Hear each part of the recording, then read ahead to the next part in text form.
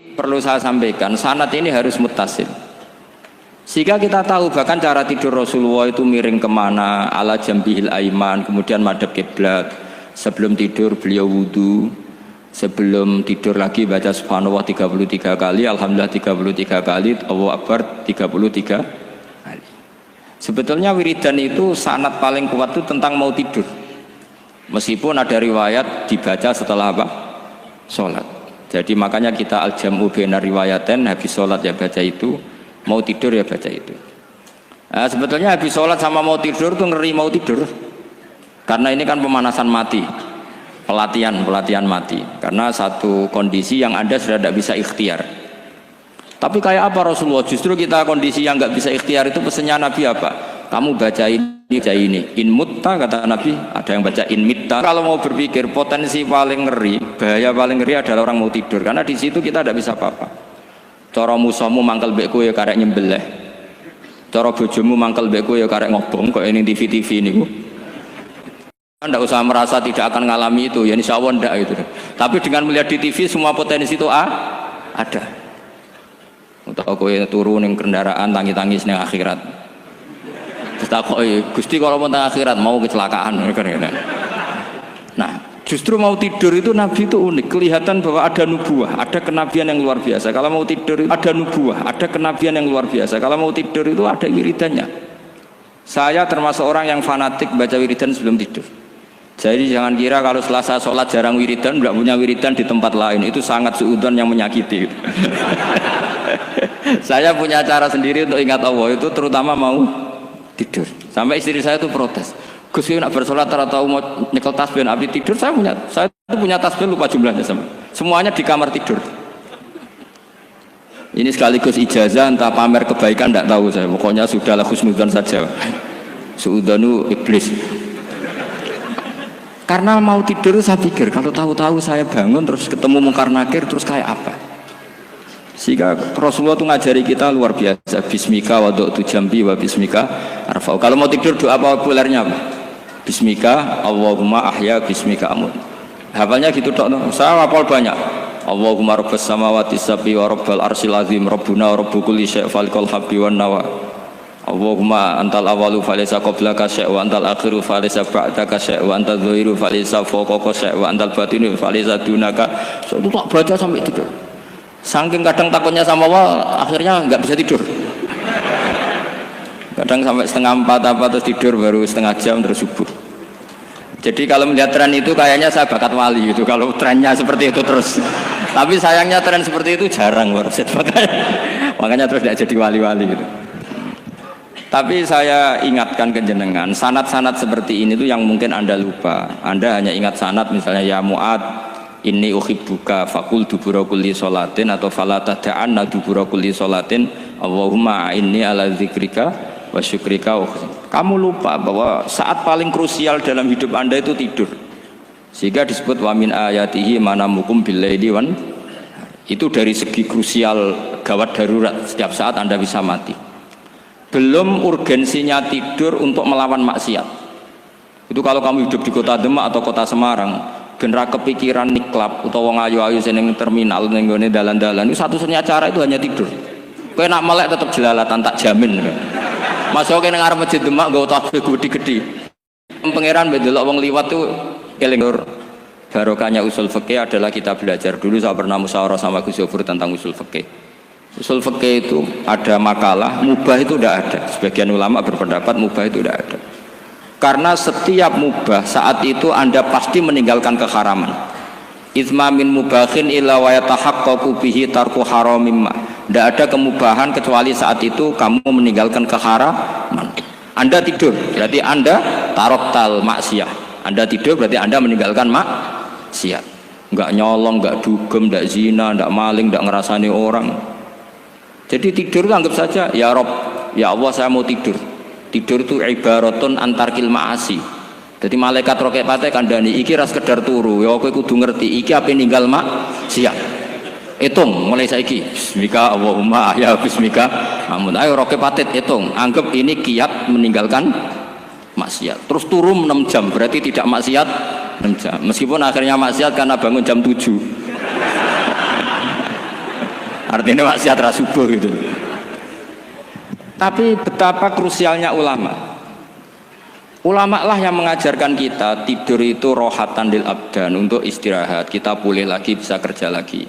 Pak Bupati bisa ngantor lagi, Pak Kapolsek, Kapolres bisa ngantor lagi.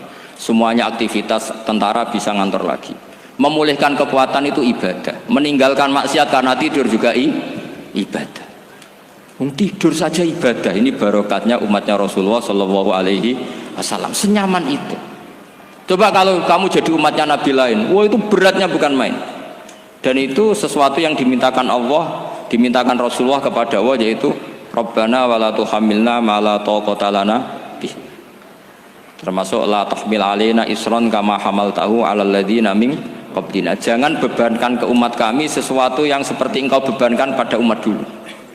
Umat dulu itu kalau mau tobat, kayak umatnya Nabi Musa pernah nyembah anak sapi, itu yang pernah nyembah tobatnya dibunuh. Liyaqtulal bari'u minkum al mujrima, yang terbebas dari menyembah anak sapi disuruh bunuh yang pernah menyembah anak sapi. Fatubu ila bari'ikum faqtulu anfusakum. Mau beratnya kayak apa? Kalau orang sekarang tobat cukup sowan Pak Rosid, salami template 100.000, dipandu caranya tobat, diwari istighfar. Nomor itu penting. Nomor loro seneng kiai, seneng aku maksudnya, maksud kalimatnya jelas. Itu sudah. Pokoknya yang jelas gak usah dibunuh, gak usah apa? Gak usah apa? Dibunuh. Sehingga tidurnya umatnya Rasulullah itu luar biasa, terutama tidurnya orang puasa. Tidurnya tasbih, tidurnya ulama juga tasbih. Karena dengan tidur itu kita tahu alamat kematian. Di mana kita masih di dunia saja punya kondisi di mana kita tidak bisa menentukan diri kita sendiri. Dan itu awal dari kita mengimani la haula wala quwata illa billah. Segagai koyok ngono ternyata ada kondisi di mana kita tidak bisa mengendalikan diri kita sendiri. Makanya disebut wa min ayatihi manamukum billaili wan nahar. Yang bisa menganalisis itu siapa? Ya ulama. Ulama kok tahu karena punya sanad musalsal ila Rasulillah sallallahu alaihi wasallam. Sehingga uniknya kenapa tidur itu sakral? Coba semua nabi di antara wahyunya itu lewat apa? Semua nabi di antara wahyunya lewat apa? Tidur, lewat mimpi. Inni ara fil manami anni atfahuka fangzur madza tara. Maka mimpi ini harus dikelola secara baik, yaitu kalau kamu mau tidur, wudu dulu, terus baca tasbih, terus tinggalkan semua dunia, anggap saja ini pemanasan kematian. Itu insya Allah mimpinya sip pokoknya. Paling dikejar-kejar dajjalnya kecemplung kali, insya Allah. Tapi kalau kamu tidur gak wudu, raiso turu terus raiso turu mangan sik bu. Raiso turu terus raiso turu mangan sik ben wareg ben iso turu. Insyaallah dikejar dajjal kecekel. Akhirnya ngelindur gak karu-karuan karena tadi. Nah, sanad seperti itu yang punya siapa? Hanya ulama. Ada lagi satu contoh, ini sudah hampir 20 menit Pak Ustaz. Itu saya pernah ngaji Durarul Kalami Syafi'i, mutiara-mutiara ngendikan Imam Syafi'i. Itu ulama itu mesti ngendikan tuh unik. Tadi saya sudah cocokkan sama Bupati, tak tanya, Pak Bupati saya ini punya ilmu dari Bapak, mungkin pas untuk jenengan pakai. Kata Bapak, urip itu padha wae, ngadepi konco mbek musuh padha wae, malah kadang ribet konco. Dulu saya itu iskal itu janggal. Tapi setelah ngaji Durarul Kalami Syafi'i yang ada di Muqaddimah kitab Majmu', Muqaddimah Syarhul Mu'adzab Imam Nawawi, Imam Syafi'i nak ngendikan gini, man ahsana ilaika faqad qayyadaka. Wong apiki kowe nyancang kowe. Kaya Pak Rosid itu apian mbak aku. Ngerti sarang sowan mampir, gayane apian, jebule nyancang. Awas nak ra teko ning Demak. Itu faqat qayyadaka, nyancang kowe. Tapi waman asaa ilaika faqat atlaqaka. Wong sing eleki kowe iku penak bebasno kowe. Kowe tau diutangi wong kancamu ta musuhmu? Sing biasa utang kowe lho. Kanca. Kowe numpak mobil ketemu musuh enak ra usah nawani, nak ketemu kanca monggo bareng. Sengel ngelo kowe kanca atau musuh. Artinya gini, kanca ya barokah nggo perjuangan, musuh ya barokah mergo ora tau utang. Jadi segampang itu ulama melihat kehidupan tuh, man ahsana ilaika faqad qayyadaka wa man asaa ilaika faqad atlaqaka. Jadi akhirnya kita hidup tuh berkah terus. Di konco ya enak kados kula di konco Gus Zofur nak kula mboten saged fikih musyawarah, ora iso tasawuf musyawarah. Di konco Pak Rosid, konco rai sederhana. Pokoknya duit.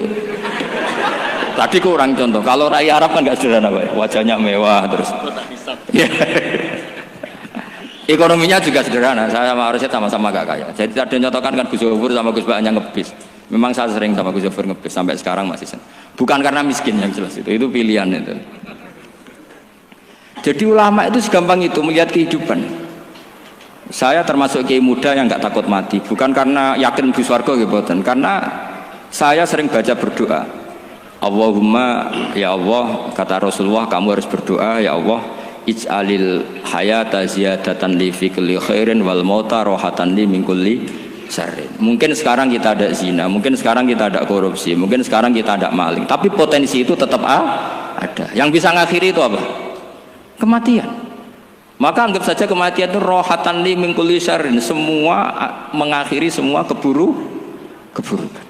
Kayak apa Rasulullah memandang kehidupan? Kalau kamu masih hidup, anggap saja ziyadatan li fi kulli khairin. Saya gara-gara hidup saudaranya kersane Pak Rosid ngaji di sini.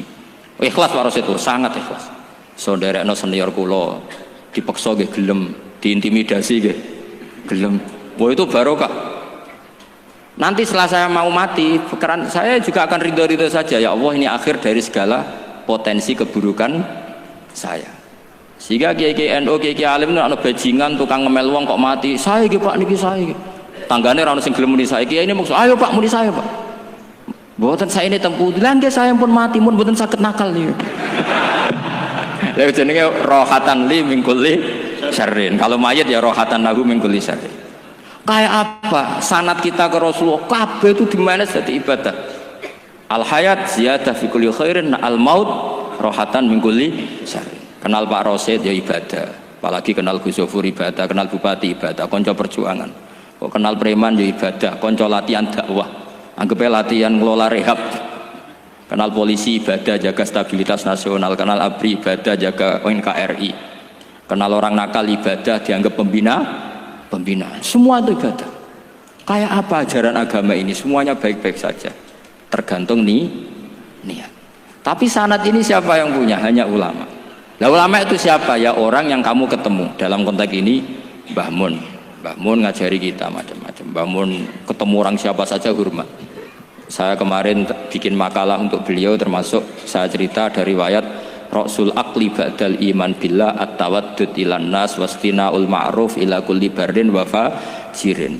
Inti iman setelah akal menentukan kita iman kepada Allah, akal setelah mengantarkan logika iman kepada Allah, akal itu kita gunakan at-tawaddud ilan nas supaya kita bersikap simpatik dan melakukan kebaikan kepada siapa saja. Karena barokahnya kita simpatik nak ngandani wong nggih gampang. Misalnya kita di kiai alim sundul langit sampean mbek tangga muwedhit ketemu wong perengut sing ape ngandel iku sapa? Sementara sing preman ayo ngopi nggonku sik tenang ae. Sing kiai ini orang pegawean gak ada kopi kowe. Akhirnya sing preman sakhok di pengaruh, sing kiai ini bakhil gak duwe pengaruh. Itu tidak boleh kejadian seperti itu. Makanya ada riwayat wastina'ul ma'ruf ila kulli barrin wa fajirin. Jadi kula suwun sanad-sanad seperti itu tidak boleh hilang. Saya itu kitabnya Bamun Al-Ulama Al-Mujaddid itu setengah hafal. Sampai sekarang masih tak baca. Kalau mau tidur tak baca. Bahkan di tas saya itu ada terus. Ya karena kalau saya di Jogja kangen bangun baca itu ketika beliau masih sugeng, apalagi sekarang.